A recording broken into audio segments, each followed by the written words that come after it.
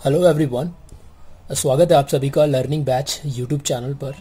और अभी तक हमने हाउस प्रॉपर्टी की 3 वीडियोस कंप्लीट कर ली हैं और आज हमारी ये 4th नंबर की वीडियो है, जिसमें सबसे पहले मैं आपको एक रिवीजन देना चाहूँगा कि अभी तक हमने कर क्या लिया है। तो सबसे पहले हमने सेक्शन 22 कवर किया, जो कि चार्जिंग सेक्शन था, जिसने हमें बताया कि हाउस प्रॉपर्टी का हेड कब ओपन होता है या फिर किस तरीके की इनकम जो है हाउस प्रॉपर्टी हेड में आती है। उसके बाद हमने फॉर्मेट देखा, फॉर्मेट के अंदर जीएवी म्युनिसिपल टैक्स की ट्रीटमेंट हमने देख ली है। ठीक, उससे पहले भी हमने कुछ और किया है या फिर हमें क्या ध्यान रखना है कि हमें 5 जगहों से होती है इनकम। कौन कौन से इनकम के सोर्स हैं? सैलरी से होने वाली इनकम, हाउस प्रॉपर्टी से होने वाली इनकम, कैपिटल गेन से होने वाली इनकम। देखो, कैपिटल गेन में जब आप अपना कोई कैपिटल एसेट बेचते हो तो वहां से अगर आपको कोई नफा नुकसान हुआ तो वो इस हेड के अंदर शो किया जाता है। ठीक है, कैपिटल एसेट, नॉट एसेट, मैंने बोला कैपिटल एसेट। तो जब हम इस हेड के ऊपर बात करेंगे तब हम उसे सीखेंगे। जल्दी इस हेड के ऊपर भी मैं वीडियो बनाऊंगा। उसके बाद पीजीबीपी, यानी अगर आपका कोई बिजनेस या प्रोफेशन आपका कोई है, वहां से होने वाली इनकम। और इन चारों के अलावा कोई और इनकम होती है जो इन चारों में नहीं हो रही, फॉल हो रही, या जो इन चारों हेड्स में नहीं शो हो रही है, तो वो अपने आप बाय डिफॉल्ट कहाँ शो की जाएगी? आईओएस में शो की जाएगी। इन सभी को जब आप टोटल करते हैं तो ग्रॉस टोटल इनकम आप उसे कहते हैं, और इसमें से आप डिडक्शन घटाते हैं, बड़ी वाली डिडक्शन। बड़ी वाली क्यों? क्योंकि हर हेड के अंदर भी आपको डिडक्शन देखने को मिल जाएंगी, इसीलिए मैं इनको बड़ी वाली डिडक्शन बोलता हूं, जो कि 80C से 80U तक कवर हो जाती हैं। और उसके बाद निकल कर आता है आपके पास टैक्सेबल इनकम, या फिर आप कहें टोटल इनकम, या फिर आप इसे नेट इनकम भी कह सकते हैं। नेट इनकम क्यों? क्योंकि जब आप ग्रॉस में से कुछ घटाते हैं तो आपके पास नेट वैल्यू आती है। देन इस वैल्यू पे जो निकाला आपने, इस पे आप टैक्स कैलकुलेट करते हो। टैक्स कैलकुलेट कैसे करते हो? रेट्स की मदद से। आपको रेट्स याद होने चाहिए, रेट्स पता होने चाहिए, रेट्स की नॉलेज होनी चाहिए। अलग अलग पर्सन्स के लिए अलग अलग रेट्स हैं। अब ये पर्सन्स क्या चीज होती है, तो आई होप आपको पर्सन के बारे में पता होगा। पर्सन मतलब वो सभी लोग जो जिनके लिए हम टैक्स कैलकुलेशन कर रहे हैं, जैसे कि इंडिविजुअल हो गया, कंपनी हो गई, पार्टनरशिप फर्म हो गया, लोकल अथॉरिटी हो गई, है ना, association of person, body of individual, artificial judicial person, ये सब चीजें। तो ये सब बेसिक के अंदर एक्चुअली हमने कवर करते हैं। अब उसके बाद जैसे ही टैक्स आपने निकाल लिया, कैलकुलेट कर दिया, तो अब आप उसके गवर्नमेंट को जमा करेंगे। कौन सी गवर्नमेंट? Central government. और जमा करने के लिए आपको एक फॉर्म भरना आना चाहिए, जिसको बोला जाता है आईटीआर। ठीक, तो आईटीआर फॉर्म फिल करके और आप सेंट्रल गवर्नमेंट को टैक्स जमा कर देंगे। सैलरी के ऊपर हम ऑलरेडी 20 वीडियोस बना चुके हैं, including questions, important questions. HP के ऊपर अभी हम काम कर रहे हैं। एचपी के अंदर सेक्शन 22 से 27 तक कवर होते हैं, जिसमें से सेक्शन 22 हमें चार्जिंग सेक्शन था, जो हमने सीखा। उसके बाद हमने एचपी हेड देखा क्या होता है, उसके अंदर हमने जीएवी कैलकुलेट करना सीखा था। जीएवी कैसे कैलकुलेट करते हैं?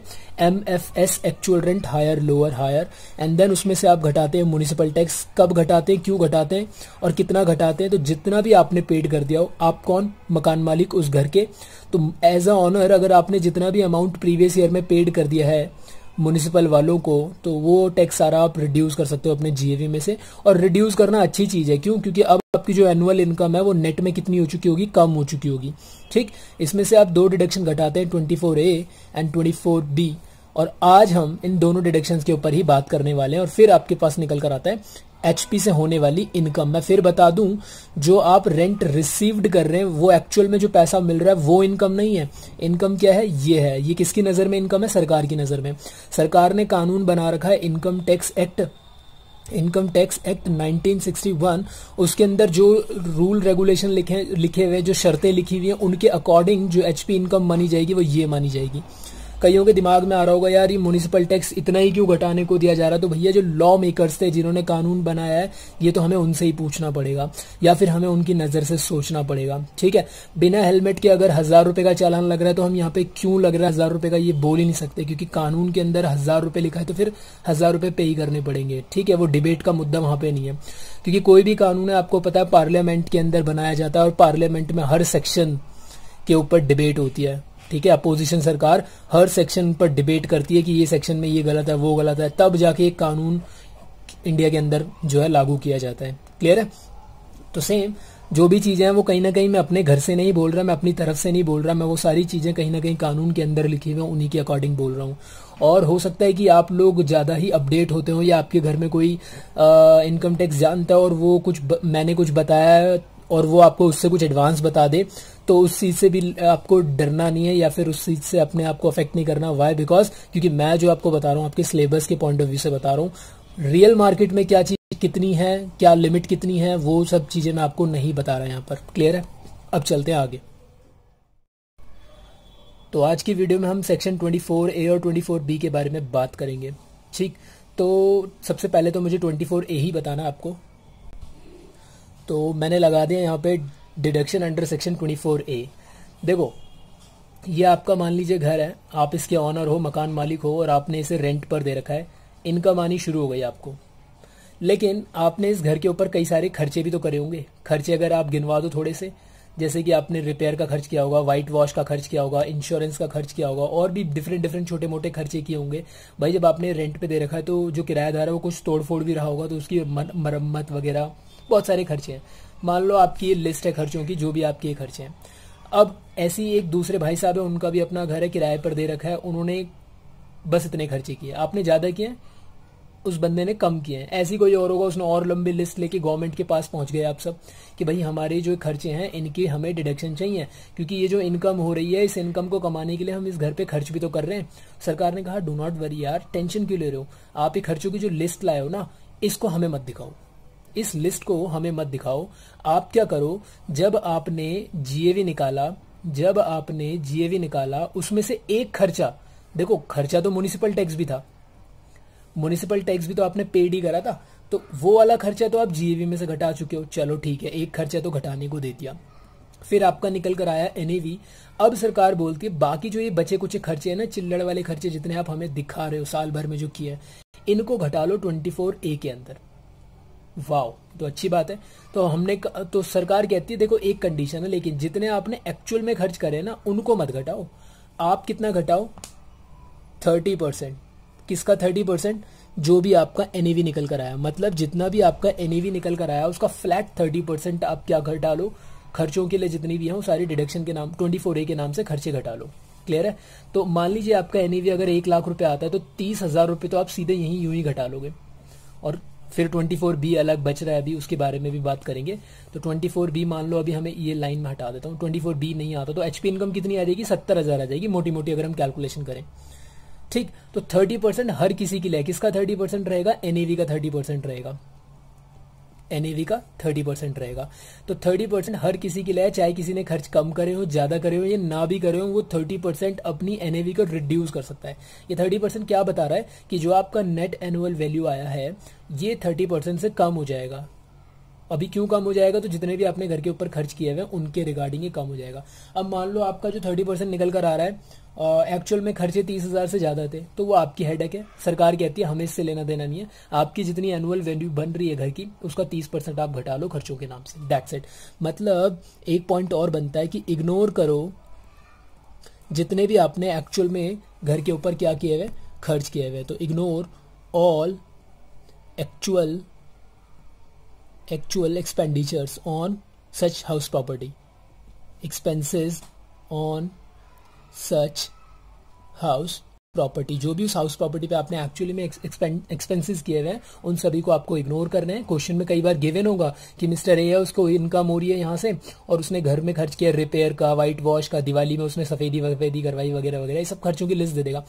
You have to ignore all the expenses. लेकिन म्युनिसिपल टैक्स भी इन खर्चों के बीच में होगा तो उसको तो आप अलग से पहले यहाँ ठिकाने लगाओगे।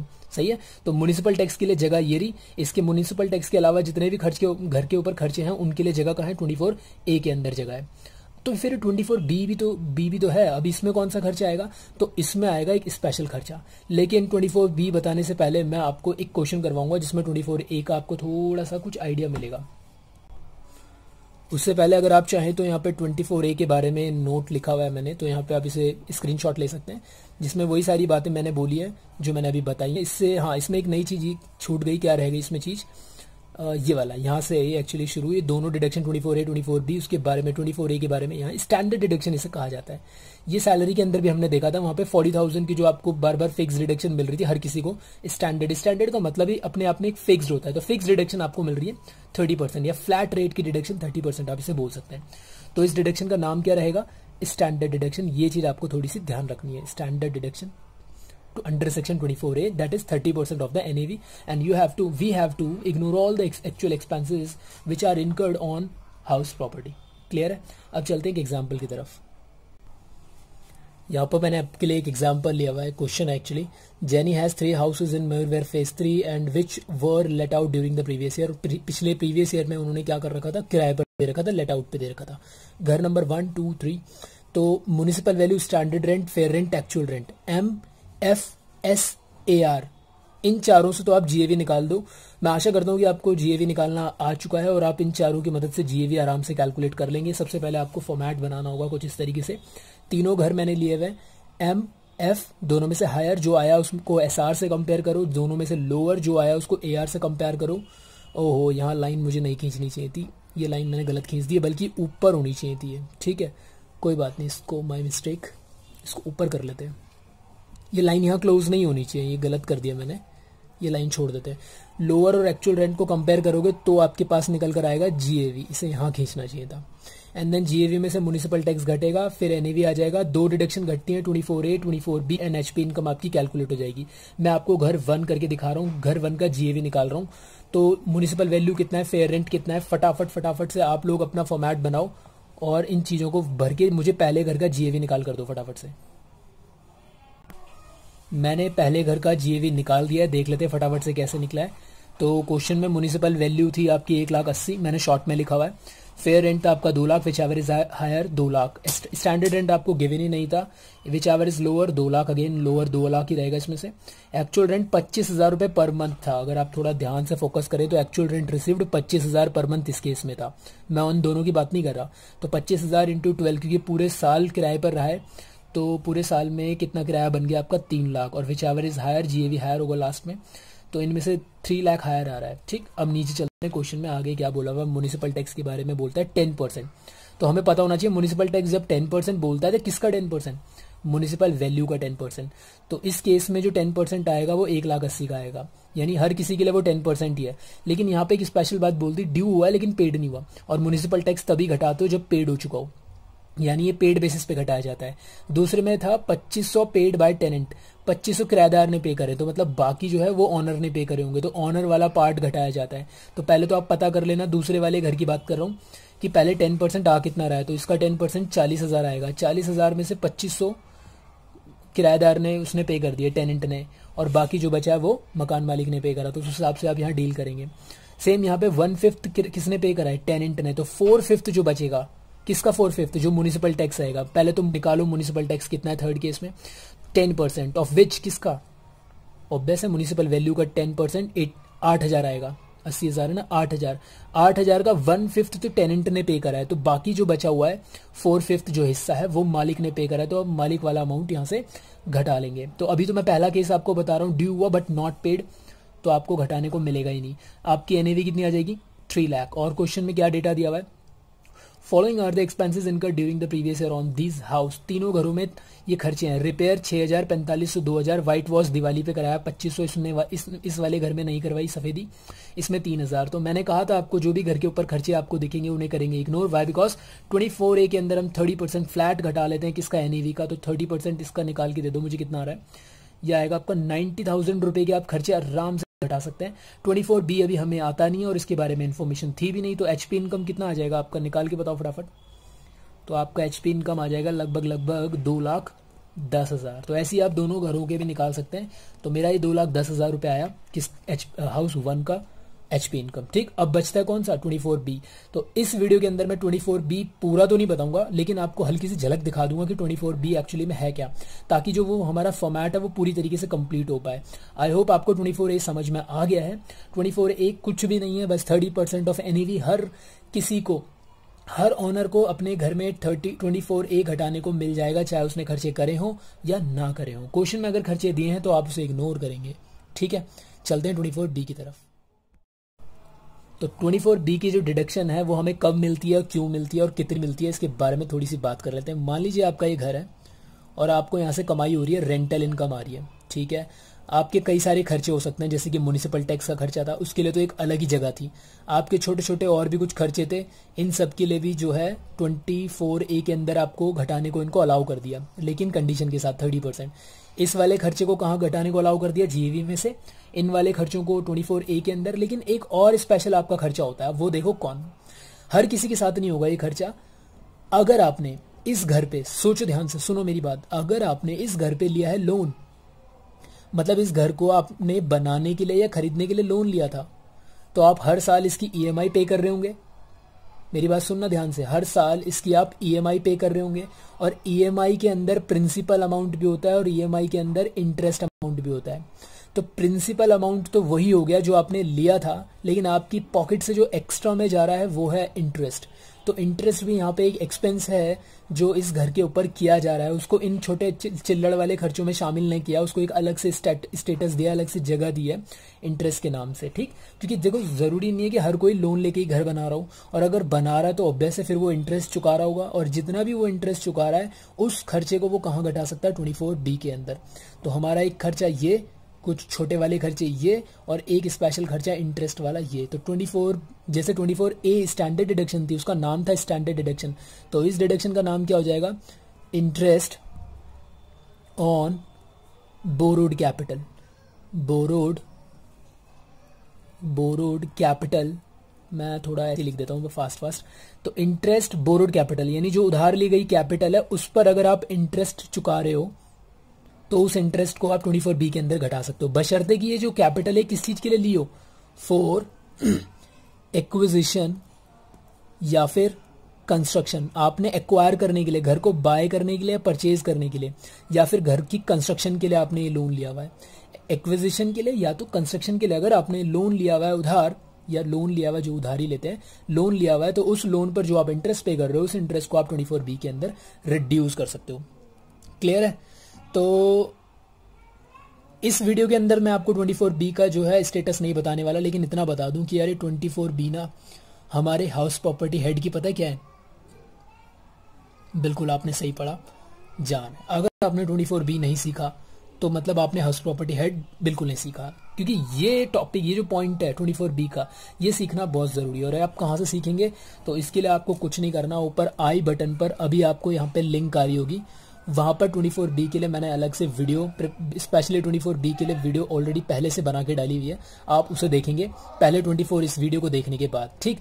या तो आप आई बटन पर देख लो या नीचे डिस्क्रिप्शन पर देख लो, डिस्क्रिप्शन पर भी मैंने लिंक दी, या फिर प्ले लिस्ट पर भी आप जाकर क्या 24B को ढूंढ सकते हो। तो अभी हमने एक सिर्फ फॉर्मेट पूरा करा है, अभी वीडियोस और बननी है HP के ऊपर, हाउस प्रॉपर्टी के ऊपर, अभी खत्म नहीं हुआ है चैप्टर, ठीक है, अभी तो बल्कि स्टार्ट कहेंगे हम इसे। तो दो तीन वीडियो और बनेंगी, फिर जाके हमारा चैप्टर फिनिश होगा। तो हमने अभी तक जो भी करा है, प्लीज यार उसको तीनों वीडियो, चारों वीडियो जो भी बन चुके हैं उनको एक अच्छे से करके देख लो, नोट करते रहो चीज़ों को, अगर आप पहली बार देख रहे हो स्पेशली, और रिवीजन कर रहे हो तो फिर तो कोई दिक्कत नहीं है। वीडियो में जो भी प्रॉब्लम लग रही हो प्लीज़ नीचे कमेंट्स करते रहो, बराबर कमेंट्स करते रहो, वीडियो को लाइक करो, डिसलाइक करो, उससे मुझे बताओ कि कैसा रिस्पॉन्स, मुझे पता लगना चाहिए। वीडियो बनाऊँ ना बनाऊँ, थोड़ा कुछ वो तो इशारा तो कर दो अपना। साथ में बेल आइकन बटन दबा लो, क्योंकि कई सारों के पास अभी नोटिफिकेशन ही नहीं पहुंच रही है। सब्सक्राइब तो कर लिया लेकिन बेल आइकन नहीं दबाया है। और बेल आइकन से क्या होता है, जब आप स्क्रॉलिंग कर रहे होते ना, यूट्यूब पे कुछ और भी देख रहे होते, तो एक आधी बार लर्निंग बैच से यहाँ से वीडियो आपको दिख जाएगी, आपकी मर्जी देखो ना देखो, लेकिन कम से कम स्क्रोलिंग करते वक्त आ तो जाएगा। तो बेल आइकन से फायदा होता है, आप उसे जरूर प्रेस करें। अगली वीडियो में मिलूंगा, उससे पहले आप 24B देख लेना, आगे एडवांस लेवल का जो हाउस प्रॉपर्टी उसे कवर करेंगे। लेकिन मैं फिर बोल रहा हूँ 24B आप जब तक कंप्लीट करके रख लेना। नेक्स्ट वीडियो में पहले हम 24B का एक क्वेश्चन करेंगे, मतलब एक फुल फ्लेज क्वेश्चन, पूरा फॉर्मेट का क्वेश्चन, तब हम आगे अपना जो है जो सीरीज को आगे बढ़ाएंगे। ठीक, तब तक के लिए बाय बाय, टेक केयर, ध्यान रखिए, घर में रहिए, लॉकडाउन का पालन कीजिए, बाय बाय।